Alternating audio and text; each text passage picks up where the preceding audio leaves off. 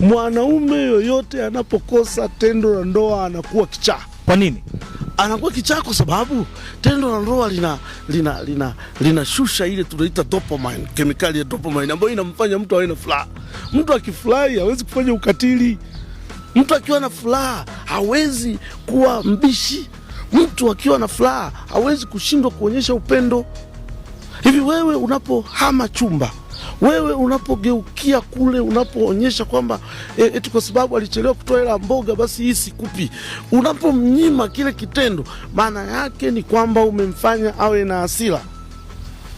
Inatoka kemikali ya cortisol ambayo inaenda inamfanya anakuwa na hasira. Utapigwa, utafanywa ukatili, utauawa.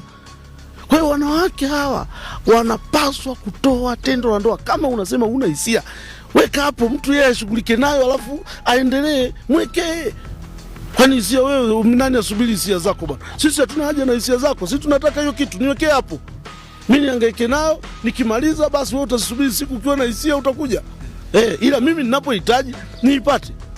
Kwa hiyo mwanaume, yani kwa hiyo mwanamke leo hata akisema yeye ana mudi, wewe aiweke tu hapo. Weke, wewe niwekee hapo. Kwani nani alikwambia yeye inasubiri mudi? Na kibaya zaidi, wanawake wengi sana ile kitu wao hawaipendi. Ila sisi wenzao tunaipenda. Yani ya kwao alafu hawaipendi, sisi tunaipenda, watuwekee. Kwa kawaida unampa mtu kitu anachotaka. Ukiwa unampa tena na tena mume wako, unampa mara kwa mara, utakuta kwamba haangaiki nje, kwa sababu muda wote anakuwa anaipata.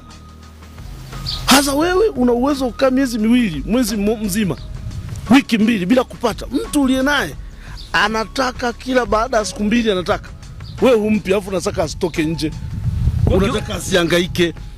Na kuna mwingine ukimkatili kabisa, hatunzi watoto, hafanyi chochote, anakutandika, anafanya nini, watu wanasema huyu jamaa mkali kweli kwa mke wake. Sio mkali. Sio mkali.